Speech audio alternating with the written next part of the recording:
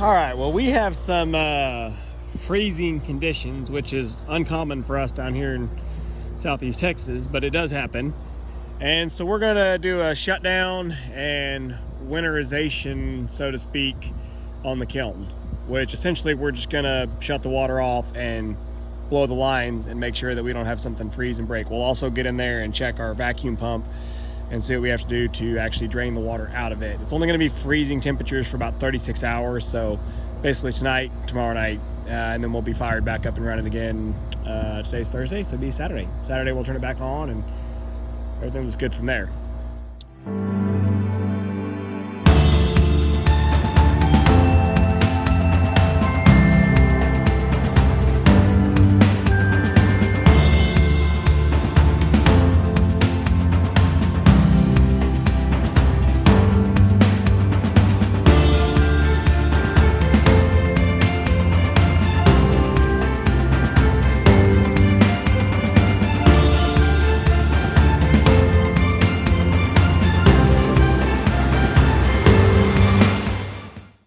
So, if you guys remember, or if you go back and watch the video when I was plumbing up all of this system for the kiln, I added several shut-off points and blowdown sort of options for this system. And so I know it's going to be noisy because I just plugged the air compressor in. Hopefully it's not too loud over me. But what we're going to do, this junction box that's down here that I put in, I talked about, it's buried in mud now. I'm not going looking for it. I don't need to, because the only thing that it's servicing right now is the kiln. We haven't hooked up anything else to the shop, so I don't think I need to turn any other valves off. Whatever's off is already off. The hydrant there is frost-free hydrant. We're not worried about it. So what we have to do up here, we're gonna get into this box, and the first thing we're gonna do is lift on the appropriate side. Oh, it's full of water too. This is gonna suck. So we've got a water line. I don't know if you guys can see this or not. This is the valve that goes down to the kiln, and there's a valve over here that services the house. So when we go to blow this out, we're gonna shut the valve off to the house.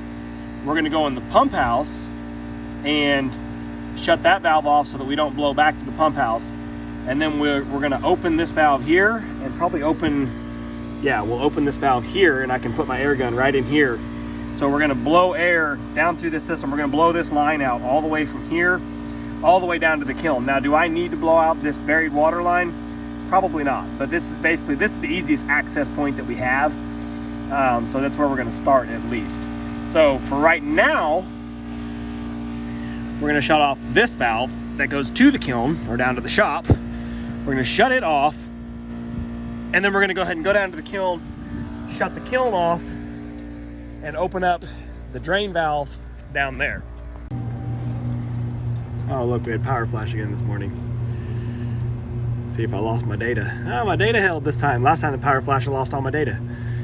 Anyway, you can see we're running about 145 is where I reset it. Yesterday I bumped it up to 145, and you can see with the colder temperatures, it's really struggling, but our humidity really dropped off. Just a 5-degree increase, and our relative humidity really dropped, like more than what it should have done, based on just increasing the temperature a little bit. Maybe with the colder swings, we're getting higher spikes in the cooling signature. It's getting a higher condensation, so it might actually be dropping the humidity because there's more moisture condensing per cycle. Anyway, we're gonna go ahead and stop this. I'm not gonna do a vacuum release on it. I better go ahead. Because I don't know when I go to open the vacuum pump, drain the water out, if I hadn't done vacuum release, it might have been a problem. So we'll go ahead and release the vacuum. And then over here, I showed this before, this is basically my bypass. Now, we've had a couple times over the last few weeks where we got down to like 30, 29 degrees for an hour. And so I just cracked this just a little bit, which is not even that much. I cracked it just barely those times to where it was just spraying a fine mist, just enough to make sure that water was flowing through this line to keep that line from freezing. I wasn't really worried about the vacuum pump freezing because it kicks on and runs every 30 minutes or every hour or whatever. So I had done that when we're just kind of at chance, but we're supposed to get down to like 25, 26 for several hours. That's enough that we could actually have some things actually freeze up. So this is our vacuum pump here. And I'm gonna have to go look at the specs just to make sure, but there should just be a case drain somewhere on it. I'm gonna have to figure out where that's at because, again, I'm not claiming to be the expert, but this vacuum pump does have water in it somewhere. Oh, you know what? It's coming from here. So this is its water inlet here, I believe. Because that's our water supply to the unit. Yeah. So maybe I have to just back that nut out. I don't know. I got to go look at the manual and see. But basically, I'm going to go do that while this thing's bleeding down and drying. And the whole point, if you guys aren't familiar, the whole reason that we're doing this, it's obviously I don't want to break a water line. I don't have a water line freeze and crack. But more importantly, I do not want that vacuum pump to freeze and crack that cast iron pump. What are the odds of that happening? I don't know. I haven't had anybody tell me yet that theirs did, but I'm not going to take my chances because that's a very expensive component. Okay, so that's draining out. My air compressor is still building, so while the air compressor is building up, I'm going to go look at that manual to see how to drain the pump. And then basically I'll tell my wife, hey, I'm going to cut the water for just a minute because, again, when I do this blowdown, I'm going to shut the water off to the house as well so that I don't potentially aerate the lines in the house. So I have to shut the house off here and I'll shut the well off in there so we're isolated right here, then we'll blow through. All right, so let's go in our pump house here, which is nicely insulated against the cold. The air compressor is charged up, ready to go. So here is our main water line out of the pump house into the house. We're gonna go ahead and shut that off. And there shouldn't be any pressure drop while we do this, but just to be safe, we're gonna shut the pump off to the well too, here. That way, if somehow this system bleeds down with that valve mostly closed, it doesn't kick the well on and then overpressure the system. Okay, so the well is off. We're gonna reach in here, find the valve that goes to the house. It's way down at the bottom. We're gonna turn it off. Would have been easier with my left hand. And then this valve here, we're gonna open up. Let's see, a little bit of bubble comes out. And this valve down to the kiln. Here, we're gonna open back up. We just had it closed. Oh, goodness gracious. I closed it off so I could open the valve in the bottom end. Okay, so now we're open here, we're open on the lower end of the kiln. And we've got our nozzle, blow nozzle. Hang on just a second, I'm gonna drop this camera.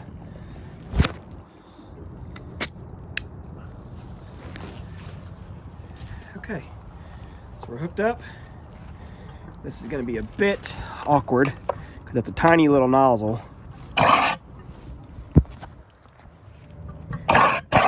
You see, it's gonna try to blow all the air right back out at us. So you see what we're gonna do, you guys get the idea. I'm gonna have to actually put my hand in here and try to block that off to be able to build some pressure to blow down through this line. I mean, we've got gravity in our favor right now. The line's gonna drain all the way down just due to gravity. And that's what I'm hoping, basically, we'll get a kick on it and get it running and it'll blast out that other end. Okay, so I went and looked at the manual and it was really quite simple. I just hadn't looked down underneath of there. So the drain plug, it's right, boy, get your hand out of the way. The drain plug, it's right down here underneath the middle. And like even the diagram on the manual just said drain plug with an arrow and it didn't really show it, but just reached up under there and felt it. It is a 5/8 socket. Yeah, 5/8 socket's what I use. And you might want a short extension. I was able to reach it with just the ratchet. But anyway, I pulled that out, and as soon as I did, you know, water, about a quart to half a gallon ran out of that pump. So even with me having drained the system, there was still water in there. I also went ahead and disconnected this supply, this union, just because it was here on the supply. Actually, this is on the vent. See, it just goes to the muffler, so that didn't need to be disconnected. we're gonna hook that back up just because that's just an air line. And I'm trying to see, so we've got, you know, these different automatic valves and stuff. I don't know if any of them are, if they open only when the pump calls for water or if they stay open. That's the other thing. I don't know if there could possibly be water trapped inside of there, so I'm gonna look into that for a second. But what I was gonna tell you what I did, since the drain line was down here, I couldn't see it from the house if it was blowing water out or not. And so I had the boy here, I got a helper, and I had him just stand here and watch. And I said, okay, I'm gonna blow air. Well, he called me on the radio and he said, there's no water coming out. And I said, put your hand over the end of the pipe. And he said, okay, I can feel air. So with me blowing air in at the top and he's feeling air down here, even if that at least says that we're getting clear air moving through the system. So there might be water frozen in low spots, but that tells me that we, you know, have plenty of air space in the system. So I know there's going to be water in, like in the junction boxes and stuff, just where there's the U-tubes and stuff. But I think, you know, those, even if they freeze, they're going to be allowed to expand because we're going to leave all these valves open. And so that water will be able to expand and move wherever it needs to go. So I'm going to look into, the supply line and just double check and make sure there's no other way for water to be trapped and freeze. But there was quite a bit that drained out of that pump. So you definitely don't just think because you drained the supply lines that you drained the pump. Okay, so I was just going through doing a little bit of troubleshooting, trying to figure out if there could possibly be water trapped in here. And I have not gone back and looked at the manual, but this is just a electric solenoid valve. So this valve, from what I can figure, opens and closes every time the pump calls for, every time the unit says, hey, I'm gonna turn the vacuum pump on, it opens this valve to say, hey, the vacuum pump's gonna need water. Well, when the vacuum pump shuts off, it shuts this off. Otherwise, you would have constant water pressure to the housing on the vacuum pump, and it could sit there and I guess probably it would just run water just constantly. It would push back, you know, from looking at the diagram on this pump, you know, it's got rubber fins in there. So if this thing stays charged with pressurized water, I suppose it would just bypass and go out the exhaust, or it had the potential to. So this shuts the water off. The sensor above it, I don't know what it is. I don't know. It's just got, all it's got on is electronic cord running to it, but it is plumbed in with the water. So it's checking something. I did disconnect this. This is just a little quick push-in connection. So you just push this, little orange sleeve in, you can pull that right out. I disconnected that just to make sure that it could breathe and make sure there wasn't any water pressure in there. And then what I did was I turned the unit on for just a second, just long enough to hear this pump kick on and start to spool up, because when it did that, it's gonna tell this valve open up and give me water. And so I did that so that this valve would open, and if there was any water trapped in here above it, that water could fall out and fall down here into our supply line, which again, our supply line's open. So, you know, I don't know if that was the right thing to do, but it's what I did. And of course we pulled the drain plug out of the pump. So I think everything should be opened up as much as it can be. So we're gonna go ahead and pick up our tools here. We're gonna restore water. We're gonna turn that valve off up at the pump house that supplies this whole leg of the system. We're gonna turn that back off so we can turn our water back onto the house and restore everything that needs to be, and get ready for some chilly temperatures. All right, so our freezing conditions have passed. Last night was the last night with several hours below freezing. So we've restored our water service up there at the pump house. We've got the kiln door closed up here, tightened down. I went through and replaced the drain plug in the pump. Drain plug is down underneath there. Got it threaded back in, no signs of leaks. Yeah, under there, no signs of leaks. Plugged our little hose back in here, no signs of leaks. The system is pressurized now. I leave this valve open when I first turn water on, just so that it can blow air out. As you can see, we've got no shortage of water. And I like to do that too, because it'll, if there's any silt or sediment in the lines, it gives it an opportunity to blast that out. So we should be ready to go. And this is really difficult. This is the hardest part. You guys know this. Oh, that's all I had to do. I love this thing. I am going to do this.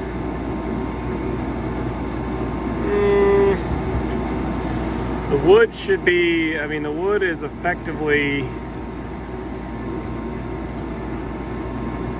33 degrees. I don't know if the wood cooled off that much to the core. I did leave the door open last night. Thing's been off for 2 days.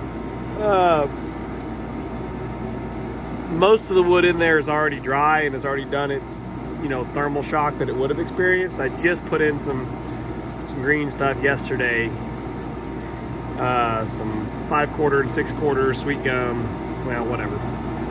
So that's going to be kind of a test to see how much that stuff twists, because it's on the top of the pile, no less. We'll see if it goes crazy. Yeah. Let's just do this. I'll come out here every couple of hours and turn it back up. I just don't want to go straight from 33 degrees to 160 or 145. Okay, anyway. Kiln's back on and running. No sign of any leaks. Everything seems fine. So winterization, I guess, was maybe not necessary, but worth it.